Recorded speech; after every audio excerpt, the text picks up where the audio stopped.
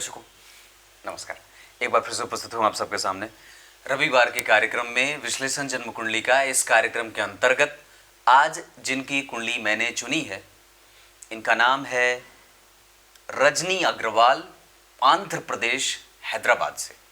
शुरू करते हैं आज का कार्यक्रम। कहीं नहीं जाना है, बिल्कुल बन के रहिएगा। कार्यक्रम को आरंभ से लेकर के अंतिम तक प्रत्येक दिन देखा करिए। ये रविवार का कार्यक्रम आपको हो सकता है कि थोड़ा विलंब से मिले। कुंडली विशेषण है। मैंने थोड़ी देर पहले एक कहानी पढ़ के सुनाई है, एक पिता और उसके साथ हो रहे व्यवहारों को लेकर के।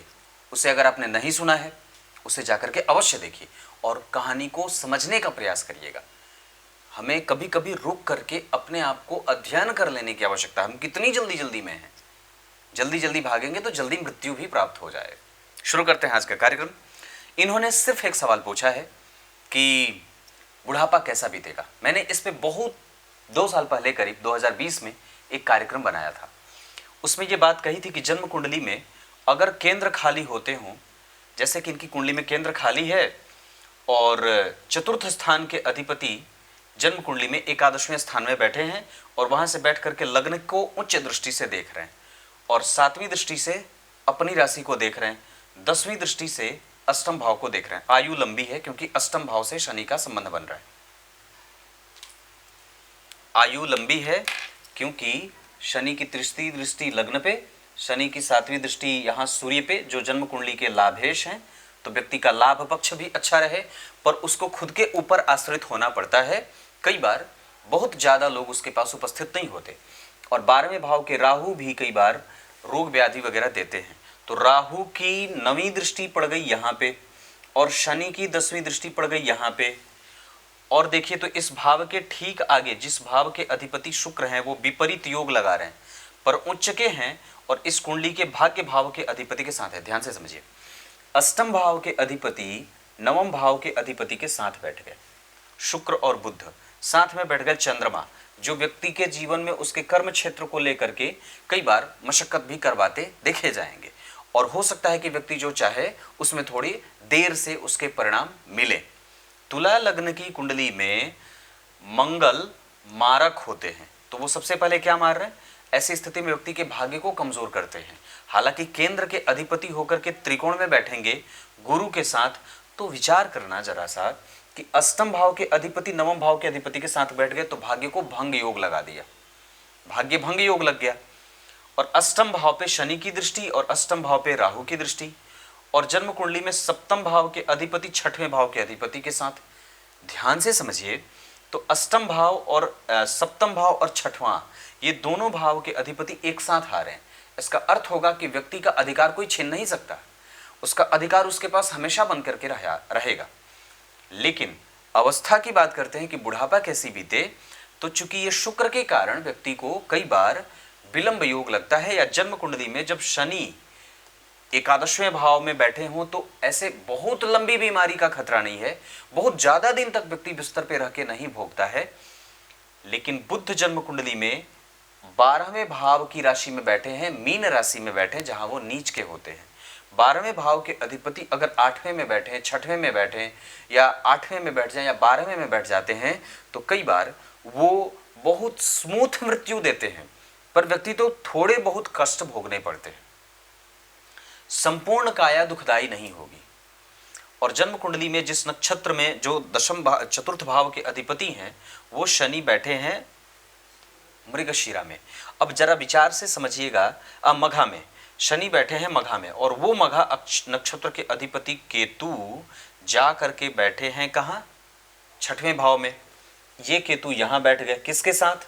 जन्म कुंडली में बुध के साथ। तो व्यक्ति के पास धर्म हमेशा रहे, आध्यात्मिक चिंतन हमेशा रहे, और लेकिन ये शुक्र के कारण विपरीत स्थितियां बन रही हैं। दूसरा, शनि की दृष्टि आयु दे, शनि की दृष्टि यश कीर्ति मान सम्मान पद प्रतिष्ठा समाज में सब कुछ दे देता है। और यहाँ पे शनि की दृष्टि व्यक्ति को रिसर्चर बना देता है, ज्ञानी बना देता है, प्रबुद्ध बना देता है, गंभीर बना देता है कि नहीं बात? अब जरा इनकी कुंडली में आप देखें तो अभी आ रही है सूर्य की दशा, जो कड़वा है, जो कठोर है, जो क्रूर है, और वो कहाँ बैठा? 5म भाव में। अब ऐसी अवस्था में व्यक्ति को अपने हृदय और अपने पेट और अपनी हड्डी, अपने नेत्र, इन सभी से के साथ साथ अपने माथे के दर्द की समस्या भी कई बार उनको परेशान करेगी। ये इतनी सारी चीजें। और शनि की दृष्टि पड़ जाने से सूर्य का प्रभाव भी थोड़ा क्षुब्ध होगा। ऐसी अवस्था में हमें थोड़ा सावधान अवश्य होना चाहिए। शनि वक्री है, आपको मांसपेशियों का दर्द भी परेशान कर सकता है, ये ना हो। इसके लिए आपको अभी से ही निरंतर जो आ रहे हैं 2023 के 8वें महीने में सूर्य की उपासना करिए, विष्णु सहस्त्र नाम का पाठ करिए, गजेंद्र मोक्ष स्तोत्र का पाठ करिए, गजेंद्र मोक्ष का पाठ करिए, राम रक्षा स्तोत्र का पाठ करिए। ये प्रत्येक दिन नियमबद्ध होकर के विष्णु सहस्त्रनाम, राम रक्षा स्तोत्र और गजेंद्र मोक्ष, ये तीनों का पाठ करने से व्यक्ति को भगवान की भक्ति और भगवान के द्वारा सुरक्षा कवच बनाया जाता है। आप लोगों को दिवाली में, दुर्गा पूजा में हमेशा सालों भर करने के लिए कई तरीके के यंत्र और प्रपंच बताए जाते हैं। भाग्य नहीं साथ दे रहा तो ये बना दो, किस्मत नहीं खुल रही तो ये कर लो, आदि आदि चीजें। पर मैं इतनी बात करता हूं कि अगर हमारी श्रद्धा उस यंत्र को बनाने से पहले अगर हम उस मंत्र को जप लें तो हमारा काम 100% सिद्ध हो जाता है। पर अवस्थागत आपको शुद्ध होकर के जपना चाहिए। दूसरा, केंद्र खाली हो, भाग्यशाली योग तो लगा है क्योंकि भाग्य भाव के अधिपति शुक्र के साथ बैठे हैं, शुभ ग्रह के साथ, तो अनुभव तो कम से कम है और धर्म जरूर है। और कम से कम व्यक्ति शिक्षकीय गुणों से युक्त है, उसकी कन्विंसिंग कैपेसिटी और व्यक्ति का जो कॉर्पोरेट सेक्टर होता है वो बड़ा ही उसके साथ खड़ा होता है। मतलब व्यक्ति के पास आर्थिक तंत्र कभी भी कमजोर नहीं होगा क्योंकि मंगल धन भाव के अधिपति होकर के भाग्य भाव में बैठे हैं और धन के कारक गुरु के साथ बैठे हैं। यहां तक आकर के मैं आपको इनकी कुंडली का पंचांग बता देता हूं, ध्यान से समझने की बारी। पंचांग शुक्ल पक्ष के द्वितीय तिथि का है। प्राइवेट सेक्टर में भी कई बार काम करना पड़ता है, या कई बार व्यक्ति के पास जो धन आए वो धन टिकता नहीं है, या कई बार वो धन आपको दूसरे को दे देना पड़ता है और खुद उसके ऊपर आश्रित होना पड़ता है। तो ऐसा कभी भी ना करिएगा। दूसरा, आप जन्मे हैं बड़े अच्छे, आलीशान जिएंगे। उत्तरायण में जन्मे हैं, आत्मबल भी ठीक है। उत्तरा भाद्रपद नक्षत्र में है, ये भी कमजोर नहीं है। शुक्ल योग में जन्मे हैं, ये भी खराब नहीं है। और इस कुंडली के आधार पर व्यक्ति हमेशा ही अपने सात्विक नेचर के लिए जाना जाएगा क्योंकि लग्न पे गुरु का प्रभाव है और सूर्य पंचम भाव में बैठे हैं, जहां व्यक्ति का एजुकेशन भी कम से कम तो खराब नहीं होगा। इस कुंडली के लिए पंचमेश पंचम को देख रहे हैं तो पंचम के कारक गुरु ज्ञान के कारक होकर के देख रहे हैं, और कम से कम यहाँ सूर्य बैठे हैं जो इस कुंडली के लिए लाभेश होते हैं। तो व्यक्ति को कई जगह से धन कमाने का अवसर भी मिल जाता है। दाम्पत्य का क्षेत्र ठीक रहेगा। पति भी पूजा पाठ करने वाले और धार्मिक और मर्मज्ञ होते हैं। वो थोड़े सत्य बोलने वाले हो सकते हैं, कड़वे भी कभी कभी बोलेंगे। सत्य बोलना कड़वा होता है। ईर्ष्या, द्वेष, छल, कपट, मोह, मात्सर्य, मद आदि भी है, पर वो एक वक्त के बाद धीरे धीरे सब खत्म हो जाएगा और व्यक्ति दैवत्व के लक्षणों से युक्त होता जाएगा। आपकी कुंडली में राहु बैठे हैं, बुढ़ापे में कष्ट के योग तो जरूर बनेंगे। शनि राहु का संबंध अष्टम में है और 12वें भाव पे राहु, हालांकि बहुत ज्यादा नहीं, सामान्य, बहुत ज्यादा नहीं, सामान्य कष्टकारी जीवन होता है। उसके बाद आपके जीवन में संतान का पक्ष अच्छा है, संतति से सुख भी है और संतति कम से कम आरंभ में थोड़े बहुत कंफ्यूजन से युक्त उसका जीवन रह सकता है, बाद में चल करके वो चीजें ठीक हो जाती हैं। यहाँ मंगल बैठे हैं, पेट कैसा है ये ध्यान रखना होगा। चंद्रमा नीच के हैं, स्वास्थ्य में सर्दी, खांसी, जुकाम और छोटी मोटी बीमारियां हमेशा लगी रहती हैं। सूर्य जन्म कुंडली में यहाँ बैठे हैं जो दशम भाव के अधिपति हैं। पति का कारोबार ठीक चलना चाहिए। यहाँ पे भी जो स्थिति है वो बहुत ज्यादा व्यक्ति मेहनत नहीं करा है पर उसका जीवन आराम से बीता है। ये कुंडली कमजोर नहीं होगी।